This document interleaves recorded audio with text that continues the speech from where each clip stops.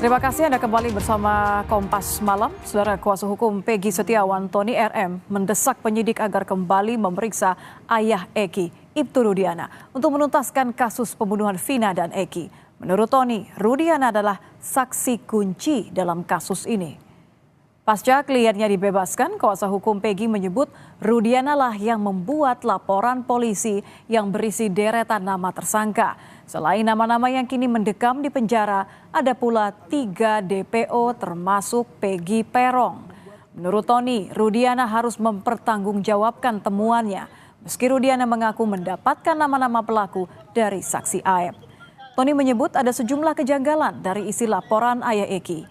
Tony meminta penyidik mengecek alasan Rudiana tidak mengecek terlebih lanjut CCTV dan ponsel anaknya Eki untuk mengungkap pelaku yang sebenarnya.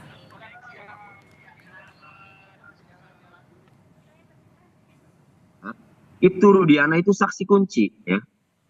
Jadi Ibtu Rudiana ini, ya Bu, yang pada saat diamankan pelaku itu kan oleh Rudiana, ya, itu tertuang di dalam baik di dalam BAP maupun di dalam 3 putusan pengadilan atas nama 8 terpidana. Mengakui dalam kesaksiannya itu ialah yang mengamankan, ialah yang mengintegrasi. Maka di posisi Rudiana sebagai terlapor yang dilaporkan oleh terpidana, maka penyidik Bareskrim Polri yang menerima laporan pengacara para terpidana itu mempunyai kewajiban untuk memeriksa Rudiana. Saudara, desakan agar penyidik memeriksa Ibtu Rudiana semakin kuat sebagai pihak yang membuat laporan berisi nama 11 tersangka termasuk 3 DPO. Sejauh mana informasi yang dimiliki Rudiana bisa mengungkap kasus pembunuhan Vina dan Eki? Kita akan membahasnya bersama Komisioner Kompolnas Yusuf Warshim dan juga pengacara terpidana kasus Vina, Jutek Bongso. Selamat malam Pak Yusuf, selamat malam Bang Jutek. Selamat malam Vina. Ini malam minggu kita bicara kembali mengenai Rudiana ya, karena nampaknya banyak kemudian yang bertanya-tanya, terutama kuasa hukum Peggy Setiawan yang menyebut bahwa ayah Eki ini merupakan saksi kunci kasus Vina. Saya ingin tanya tanggapan dari Bang Jutek terlebih dahulu. Bang, menurut Anda bagaimana? Gini Mbak Tit, ya. Jadi kalau kita lihat memang ya dalam proses penyidikan awal terjadi ini kan oleh karena kesaksian dari Aep dan Dede, ya, itu makanya kami laporkan kemarin, ya, bahwa dia memberikan informasi para tersangka itu kepada Ibtu Rudiana, Aibtu waktu itu ya, Rudiana. Mendalami lebih dalam, ya, jam 3 dia menitipkan nomor teleponnya kepada Aep dan Dede, jam 5 dia sudah dapat informasi ditelepon oleh Aep, ya, lalu dia datang timnya lalu menangkap orang yang ada nongkrong di SMP 11, ya kan, lalu disitulah terjadi ya katakanlah penekanan fisik, psikis dan lain-lain. Terjadilah di situ akhirnya salah satu yang ditangkap itu adalah ada Sudirman ini dengan Jaya dengan itu menulis nama Sudirman ini menulis nama dan dikuatkan oleh satu terpidana lain, ya kan, nama inilah yang muncul 11, 8 akhirnya entah gimana di karang lah boleh saya bilang gitu kan, karena kami lagi uji ini semua diduga ya gitu kan. Nah, kemudian 3 itu DPO, sehingga sekarang ini polisi bingung menangkap 3 DPO. Oleh karena yang disampaikan oleh Sudirman ditulis di atas papan tulis atau di atas itu, ya, di atas kertas diserahkan kepada Rudiana. Rupanya itu nama-nama yang penyidik pun bingung itu siapa orangnya. Itu makanya digambarlah sketsa dan lain-lain. Ya tentu hal ini membingungkan ya, karena ini pasal 340 bersama-sama loh. Ada pasal junto, pasal 55-nya turut serta. Jadi kalau serta. Anda sebagai pihak yang kemudian mewakili orang-orang yang katakan saja bahasa Anda yang menuntut keadilan begitu kan ya. Posisi keterangan dari Rudiana ini sejauh mana kalau Anda ingin supaya dicek ulang kembali? Ya itu makanya kami tidak terburu-buru seperti yang lain ya, seperti Saka sudah mengajukan PK. Kami tidak terburu-buru mengajukan PK oleh karena kami ingin bukti novum yang sangat kuat baru kami akan mengajukan PK. Ya kan, kami tidak berangkat kepada putusan-putusan yang sudah ada, nanti kami khawatirnya nanti akan ditolak PK-nya. Itu sebabnya kami tidak buru-buru, kami mulai dari hilir, kami laporkan Pasren yang mengaku tidak melihat para tersangka terpidana ada di rumahnya pada tanggal 27 Agustus, tapi menurut para terpidana mereka ada di rumah Pasren RT ya bersama dengan Kavi. Makanya kami laporkan juga Kavi bahwa ada kesaksian palsu di situ, keterangan palsu. Kemudian kami laporkan Dede dan juga Aib oleh karena penting mereka menyaksikan bahwa para terpidana inilah yang mengejar, menimpuk, melempari pakai batu, lalu mereka melihatlah bahwa itu kejadian di situ. Padahal tanggal 27 itu apa yang diceritakan mereka tidak ada di tempat itu. Itulah makanya kami uji. Termasuk kepada Rudiana, ya kami lagi pertimbangkan, gitu kan? Kami Ini lagi pertimbangannya ke arah mana, Bang? Ya pertimbangan kami mungkin akan laporkan, gitu ya. Kami akan laporkan, tapi kan pertimbangan kami ya secara etik dan juga secara irwas ya kemarin kan sudah diperiksa dan dinyatakan tidak ada pelanggaran ya kan, kami lagi kaji dari mana kami masuk gitu kan, gitu loh. Sementara makanya kalau nanti Anda naik nih yang lain ya nanti kami kaji mungkin akan mengarah ke sana gitu. Saya ke Pak Yusuf. Pak Yusuf, kalau melihat ada desakan tapi juga Bang Jutek mengatakan tadi masih berpikir-pikir gitu ya, masih melihat memasuknya dari mana. Sebenarnya dari sekian rekomendasi yang diberikan Kompolnas kepada Polda, pemeriksaan ulang Rudiana ini termasuk tidak? Ya kalau itu kasus apa ya dulu, kalau terkait dengan penyidikan terhadap Peggy kan sudah dihentikan. Ya sudah selesai artinya. Itu sudah dihentikan, maka tidak bisa masuk ke sana. Kami sedang mempersiapkan saran dan masukan dan kami sarankan juga penyidik Polda Jabar melakukan analisa dan evaluasi terlebih dahulu. Tapi apa yang disampaikan oleh Bang Jutek ini sebagai kuasa hukum terpidana ya apa? Iya betul Bang. Iya. Terpidananya siapa saja Bang? Saya konfirmasi lagi. Ada enam selain Sudirman ya? Aja. Selain Sudirman. Membuat laporan polisi terhadap Dedek dan Aib. Nah, kan laporan polisi tentu sesuai dengan SOP akan ditelaah nanti. Tentu proses awalnya apabila sudah memang sudah layak diterbitkan surat tugas penyelidikan, dilakukan penyelidikan. Nah, penyelidikan kan untuk menemukan apakah ada unsur terkait dengan yang dilaporkan itu. Nah, tentu namanya penyelidikan kan ada permintaan klarifikasi terhadap pihak-pihak yang dianggap bisa dijadikan saksi seperti itu. Nah, kalau memang ada saran tadi dari kuasa hukum Peggy, ayah almarhum Eki, ya tentu itu bagian dari proses nanti di penyelidikan gitu. Ya tentu kita dalam hal ini tentu sebagai pengawas di dalam mengawasi penanganan laporan polisinya kuasa hukum terpidana oleh Bang Jutek ini tentu ya kita tetap memperkuat sesuai dengan SOP. Nah, agar benar-benar sesuai dengan fakta-fakta dan bukti-bukti ada unsur pidananya. Tahapan selanjutnya kalau memang itu ada tentu ditingkatkan ke penyidikan. Ya, ini kita kawal sesuai dengan SOP.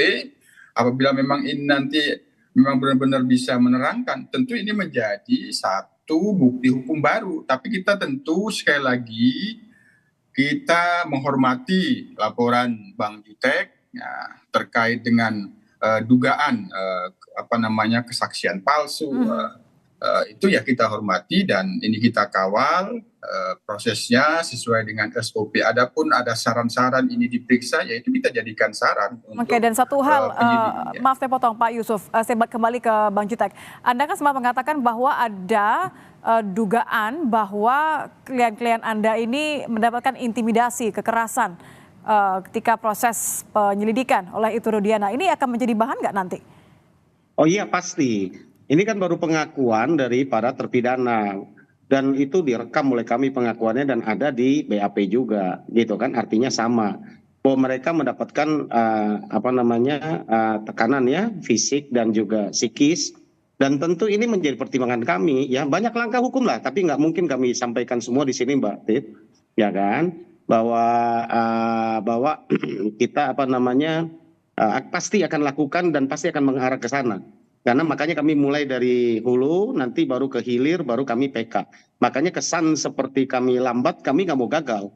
Ya kalau kami mau ngajukan dengan seadanya bukti novum yang ada sudah dari kemarin kami ajukan, gitu kan. Banyak bukti novum yang sudah kami dapat, tapi menurut kami inti persoalan nanti ya bisa juga dipatahkan oleh karena ya itu sudah bagian dari pertimbangan di pengadilan gitu Oke. kan. Jadi Tapi makanya kira-kira kami apa, Bang Jutek? Kira-kira apa kemudian yang membuat tim Anda nanti ini akan memasukkan Ibtu Rudiana untuk bagian dari pembelaan yang akan diajukan dari klien Anda? Apakah karena memberikan nama-nama klien Anda, ataukah karena tadi intimidasi juga, atau sebenarnya apa yang akan diincar oleh tim Anda? Ya jelas ya bahwa ini berangkat semua ini kan dari Ibtu Rudiana ya kan melakukan ini kan bukan tertangkap tangan sebenarnya. Pak Yusuf paham ini ya prosedur di kepolisian.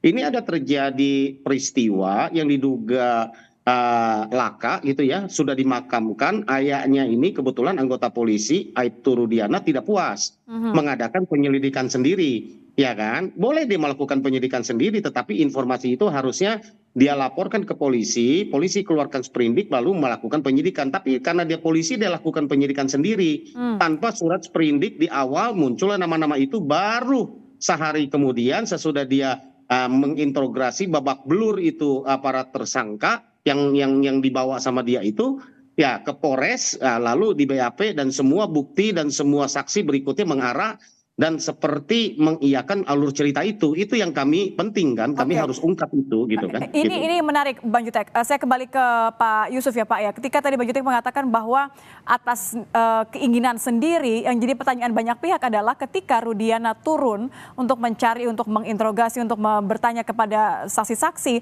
apakah ia turun sebagai anggota polisi aktif atau karena sebagai ayah Eki? Bukankah kemudian ini menjadi sebuah kepentingan penyelidikan, Pak Yusuf?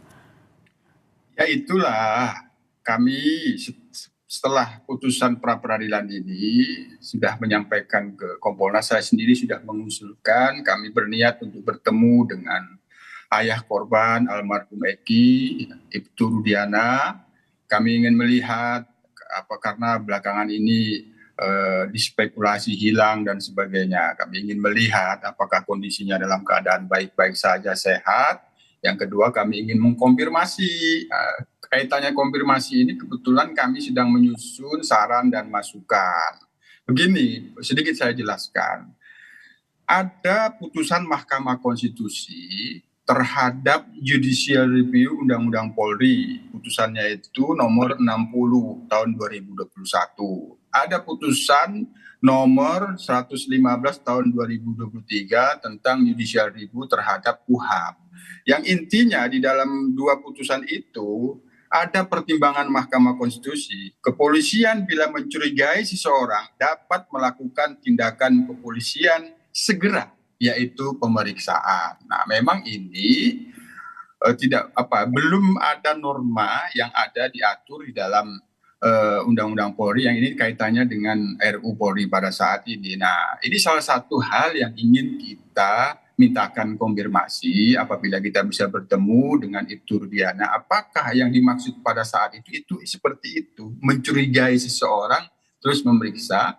Apakah ya tentu sekali lagi kita menduga tidak bisa dipungkiri satu sisi sebagai orang tua korban, ayah korban, satu sisi sebagai anggota polisi. Nah, tapi seseorang anggota polisi ketika melihat sesuatu yang itu dicurigai, itu sebenarnya dia memiliki hak dan kewajiban atas kewenangannya mengamankan, tapi menyerahkan ke pihak yang berwenang. Nah, dalam hal ini, dalam prosesnya kan ada laporan polisi pada tanggal 31 Agustus 2016 yang itu dilakukan oleh Ibtu Rudiana. Ini yang hal-hal yang kita ingin mintakan konfirmasi terkait dengan kami mempersiapkan saran dan masukan untuk penyidik Polda Jabar. Nah, kita sekalian melihat karena ada spekulasi menghilang. Nah, kita mau ketemu gitu. Nah, tentu rencana kami ini kami akan siapkan, kami akan minta Polda Jabar untuk bisa mempertemukan Karena bagaimanapun yang bersangkutan kan berada dalam kewenangan Polda Jabar dan kami berkoordinasi dengan Inspektorat Pengawasan. Oke, Ya mudah-mudahan ada kaitannya dengan yang dilaporkan Pak Jutek ini, karena kan kalau yang dilaporkan Dedek dan AF yang itu dimintain informasi oleh diduga oleh Pak Ibtu Rudiana, tentu itu kan nanti bisa berkaitan. Itu kira-kira apakah ada hubungannya atau tidak begitu ya? Baik, Iya, terima kasih Pak Yusuf sudah bergabung. Terima kasih Bang Jutek sudah bergabung di Kompas Malam. Selamat malam.